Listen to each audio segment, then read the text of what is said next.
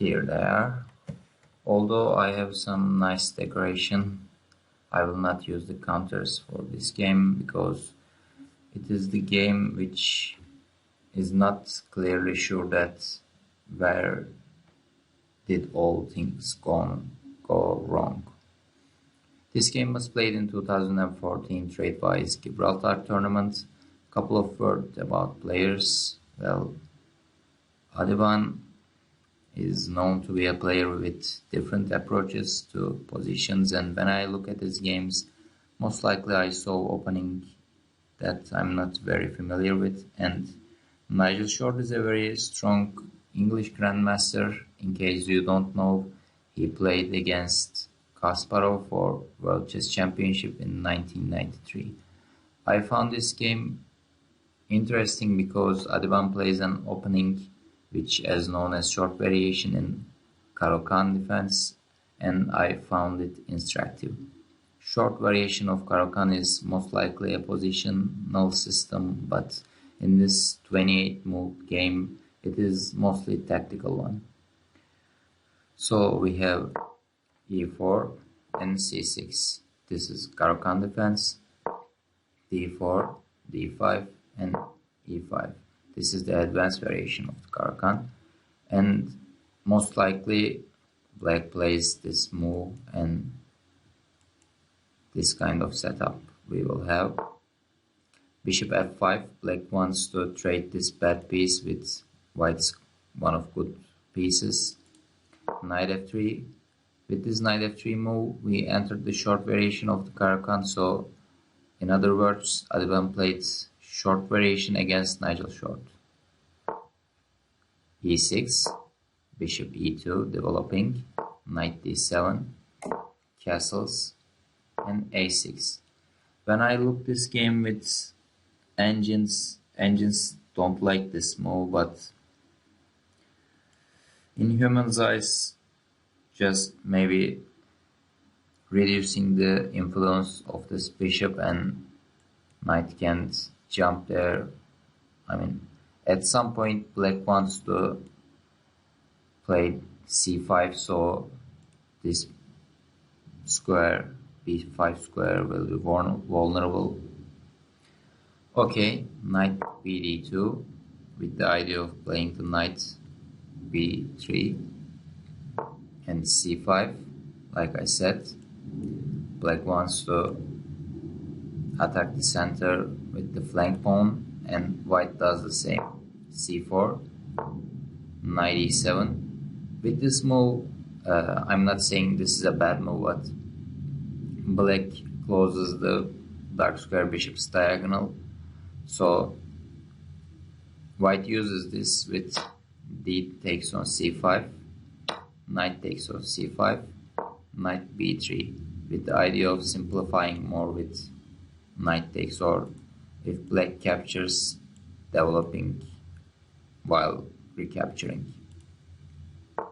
And knight c6, opening this way so black can defend his knight.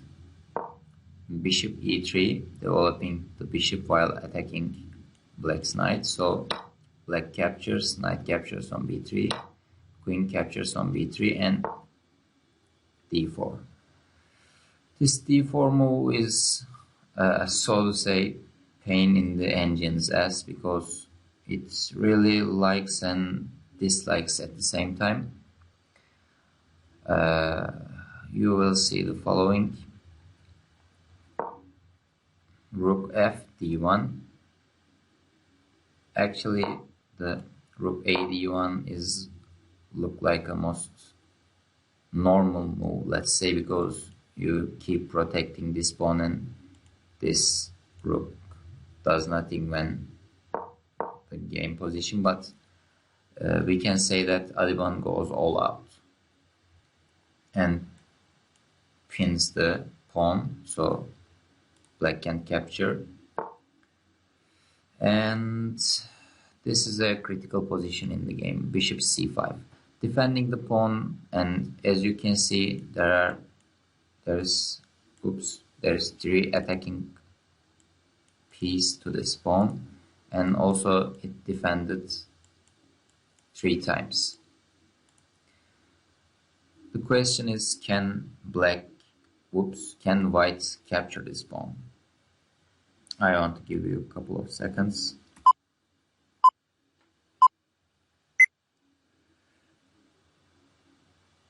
Well, okay.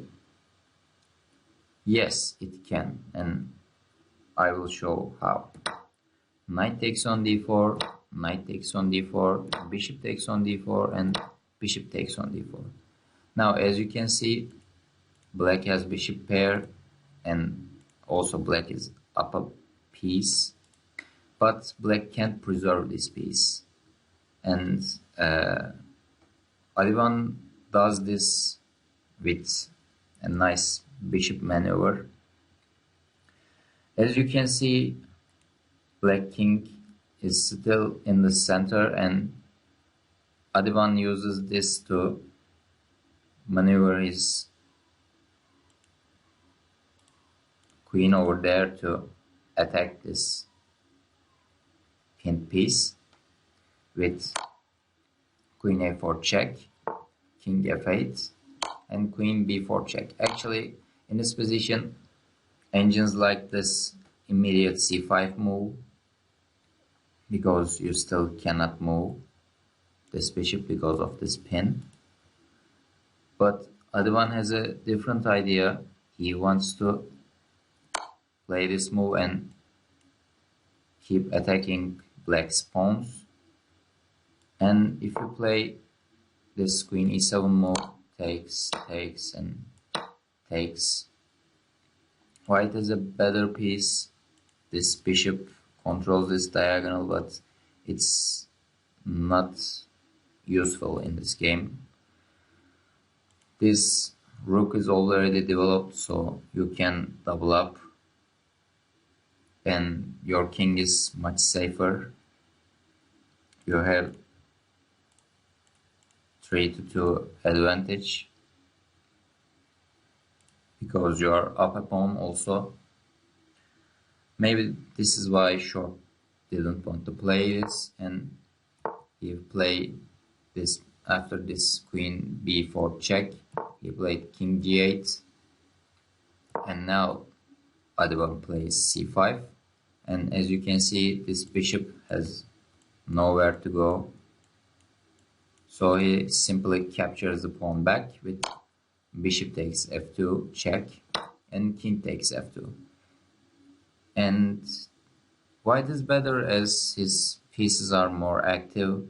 Black should figure out a way to develop his h8 rook, because as you can see, normally it should be on this square when black castles, but it's stuck on h8 square, so this kind of move of order maybe should occur. And there's still this tension between the d1 rook and d8 queen. So Nigel Short plays queen c7, and maybe queen e7 would be a more normal approach, because after this queen c7 move, white plays this queen b6 move, and he wants you to capture, and when you recapture, you still couldn't develop this rook, so you must play this, and already black infiltrated the 7th ring, so as all grandmasters say, this is not good for you, because the rook's purpose is infiltrate the 7th rank. So okay, let's go back. After queen b6, Nigel Short played queen e7, declining the queen trait, and bishop f3, attacking this pawn. You can defend it, but you first need to put this rook into the game. So h5 and bishop b7. If you are wondering, okay, so can't Nigel Short play this and pins this bishop and win it. Well, actually Nigel Short played this, and there is this one simple move which saves the bishop. So if you want to find it, I will give you some time. Well, okay, the move is very simple. Just c6 and your bishop is protected. That's all. And okay, king h7. So you connected the rooks. And c7. There's no way to really stop this pawn because, as you can see, there's a wall here, and when you push the pawn, you stopped black queen from attacking the white bishop. And Nigel Short gave up the exchange for some perpetual ideas with rook takes b7 and queen takes b7. As you can see now, in this position, this diagonal is protected by the white queen, but this square is now not protected, so Nigel Short plays queen c5 check and king f1. Well, you still can keep checking. I don't know. I really checked the variation, but in the end there's this kind of move order for white king, and you really not gain anything, and you will be in the end push this pawn to a queen, and black must recapture, and you will be down a rook. So he tries another idea with h4, just a waiting move, but this waiting move is a real blunder because maybe Nigel Short was expecting this c7, c8 move because it cannot be played. That square is protected twice, but Nigel Short, I'm not sure, not calculated, but Baskaran Adhiban simply played rook d8, and it stops this attack from black rook to this queening square. And there is this one last tactic of the game. Nigel Short plays king g6, and I'm asking you a question here. Can white capture this rook? It seems like a free rook. I will give you some time, last time in this video.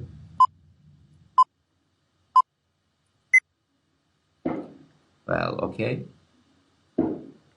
you can't, if you are wondering, because if you play this, then this is simply mate in 4 with bishop d3 check. This square is protected and you cannot go anywhere, so the only move, king e1, and the follow-up is actually resolves itself. Queen e3 check, king d1, now queen e2 check. The only move, these are all forced moves. King c1, and in here both the c2 and queen e1 are checkmate. In here, so Baskaran Adhiban of course didn't fall for this trick, and he played the best move in the position and c8 queen.